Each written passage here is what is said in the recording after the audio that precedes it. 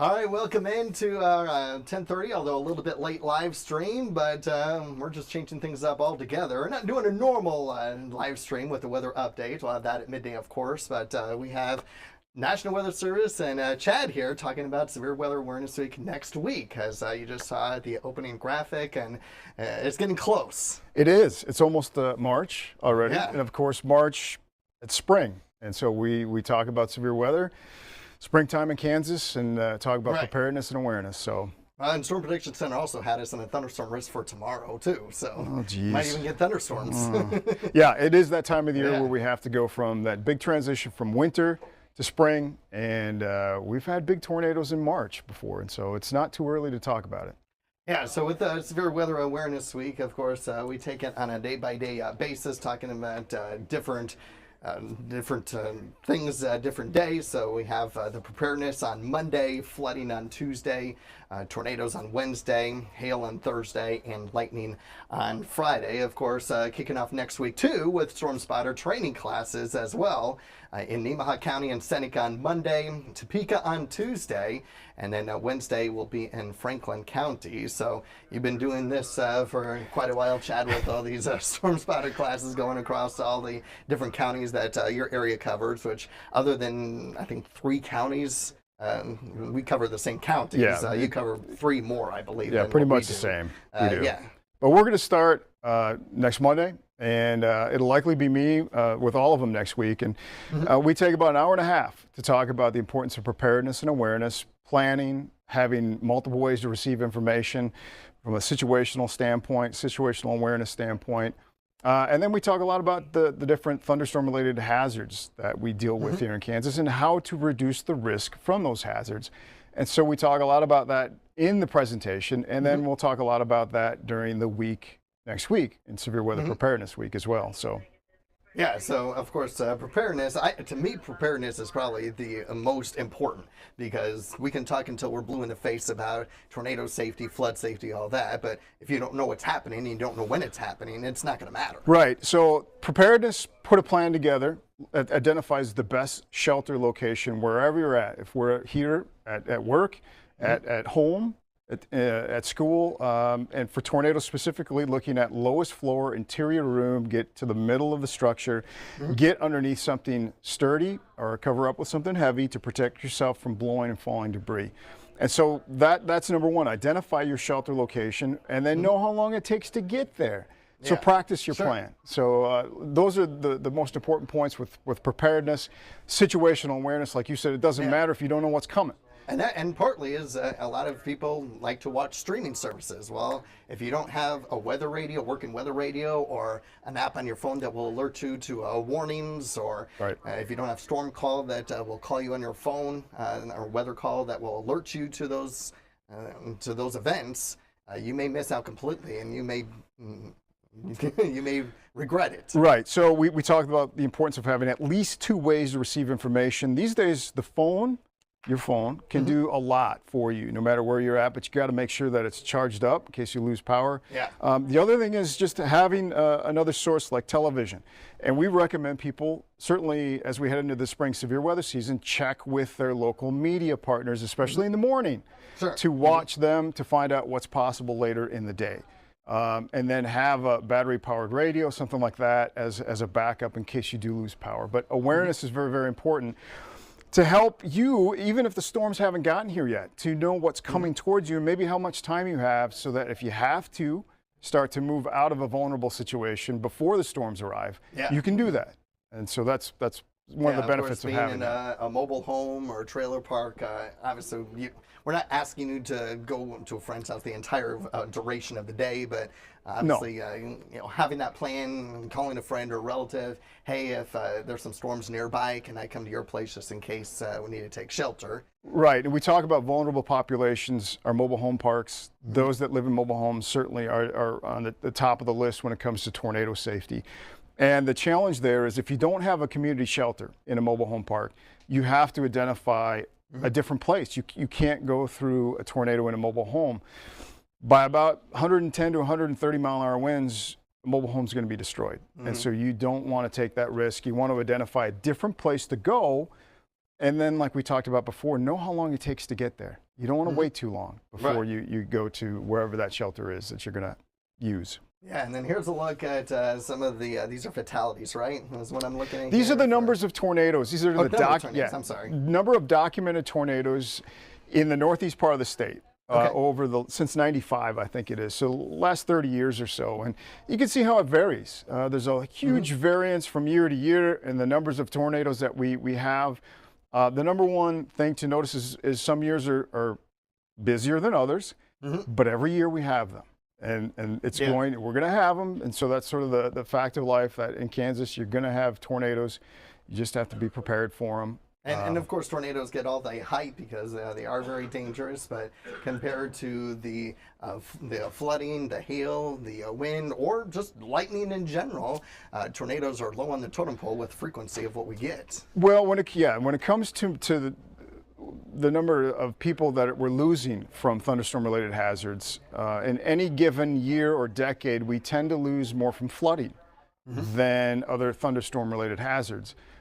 It doesn't get a lot of fanfare or headlines, I think, sometimes because the way that those fatalities happen is that maybe one person in a vehicle that drives into a flooded road. It makes the news, but we don't hear as much about it as maybe a big tornado that hits a city. And so, yeah, you're right. Over the last 10 years in Kansas, we've lost more people from flooding than we have from tornadoes and lightning combined. And so we just need to take all warnings seriously, no matter what it is. I mean, I feel that you do a really good job at your office on giving us the warnings when there's actually danger. There's not a whole lot. I don't know if you do any research at the end or after action, but I don't feel that there's a lot of false warnings that get issued. No, and we try to, as best we can, balance the science using near storm environmental information, our radar data, and then input from human beings, the spotters, to make the best warning decisions that we can when it comes to, say, specifically tornadoes.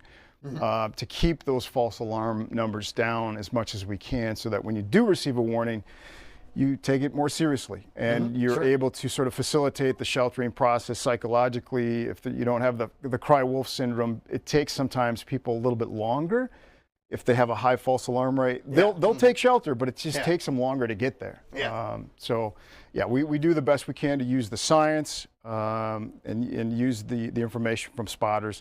Our partners in the media, our emergency management partners as well. Good communication also leads to better warning services. And we're also very lucky in our area in the middle part of the country where we get most of our tornadoes in the late afternoon, evening hours. Areas further off to the east and south, they mostly get it after midnight when a lot of people are in bed, but we can certainly get those every once in a while. So we can just making that awareness, or if you're traveling to a place during severe weather season, then there might be that risk, just having that information to get those warnings if you do travel in those particular areas that do get overnight tornadoes. Yeah, it's a really good point. We look at the number of people that are losing their lives each year from tornadoes, and the majority are down south. And that's one of the things we talk about. The reasons their tornadoes are more often than not at night, and that late at night, after midnight. Sheltering options aren't all the best because a lot more people live in mobile homes in those areas as well, and the population density is higher. And so all those sort of conspire to lead to a higher risk at times than we face here in Kansas. Yeah, so there's a lot we're going to be talking about next week with all of those hazards, but of course, in the meantime, we kind of have a different severe weather situation as far as the wildfire risks that we also have to keep an eye on. We got a little bit of that taste last week with the wildfires. Yeah, people don't, if they come from a different part of the country, they're surprised to learn that Kansas burns over 2 million acres of grassland every year. And there are times where the fires, the weather, can actually carry fire in a way that becomes dangerous. And we just saw that last week with the fires coming out of Oklahoma into the southwest Kansas. And so one of the things we talk about this time of year, especially with our emergency management partners and landowners, is where to find information, weather information, that helps you plan as best as you can for when it's good to burn. Meaning you're going to get a response from the grass, but you're not going to burn at a time where the fires may get out of control and be dangerous. And so we talk a lot about where to find that information. We've got it up right here at our website. Yeah, we go to our, let me see if I have the internet on here. That's not the right source. Let me see where our source is. But the Weather Service does provide fire weather information as well to the public and landowners and also our state and county partners as well, so that they can make the best plans for when it's safe to burn and when it's not. So that is another thing that we deal with this time of year as we get, and it's really not until green up in mid-April that we finally start to see a downtrend in the numbers of acres that are burned. But yeah, it is fire weather season as well right now. Sorry, we couldn't go to this site. I'm not sure what the source is on this, but yeah, weather.gov/TOP is your site. I do a pretty good job in keeping up to date on what the fire conditions are on a daily basis. Being a Red Cross volunteer, and we had to open up a shelter in southwestern Kansas. Red Cross opened up a shelter or two down there, so that's important to me as well, knowing what the fire danger situation is, on knowing what might happen to my fellow volunteers on where they may have to go, on possibly needing either canteen for first responders, on putting out fires, or having to open up a shelter for the community. So that's important to me too. That's right. There's a lot of things going on in the state of Kansas. It's not just severe weather season that we're heading into, but fire weather season is here as well. And so a lot of different risks, a lot of different sources of information to help you plan as best you can for either fire weather or severe weather. And like Doug said, weather.gov is our site. You just click on Northeast Kansas. It'll take you to our website, and we've got links there at the top. And I always recommend, when I tell people when they have to travel, go to that site to get their weather information for where, to check the weather on where they go for traveling, or to find a local TV station at that in that area, because that's where more of the human aspect of forecasts are compared to some of the other sites that you might go to, or weather apps that you might be going to. Right. Something that has a human touch to it tends to be more accurate than just your pure AI-driven weather apps. Just knowing that background of what might change is certainly something you get from the discussions from TV station or the National Weather Service forecast discussion. That's why I recommend, as we head into severe weather season, that you watch your local meteorologist, especially in the morning hours, to get a sense of what's possible later in the day. And then, of course, Jeremy Mitchell, or even me, if all three of us are in during a severe weather event, it could be serious, because I usually don't come in when it's not going to be multiple tornadoes. If it's just severe thunderstorms, and usually Jeremy and or Mitchell can take care of that on their own. But if I'm in, you better believe that there could be some serious possibility of severe weather and active weather taking place. So if we see you, that's bad. Or hear me. All right. Right. Anything else? Obviously, we're going to be covering this a lot more. We do have a streaming special at, I think it's at 6:30 this Thursday for our Severe Weather Awareness Week. And then, of course, next week we'll talk more about it throughout the week, too. And then, of course, starting up our Storm Spotter training. Right. And if you are interested in attending one of the Storm Spotter presentations, storm safety information shows, as supplies last, you get one of these if you are interested. They're a nice guide to severe weather. They got all sorts of different examples of the types of severe weather you may see. We got different kinds of supercell thunderstorms. And so we talk a lot about safety awareness, but we also talk a lot about storm structure and what causes these storms to look the way they do and produce the things that they produce. And so I think if you're just interested in weather, it can be helpful as well. I always tell people, even me, I have to sit in on your Talk in Topeka, even though it's getting close to my bedtime towards the end of it. But even I need a review every year.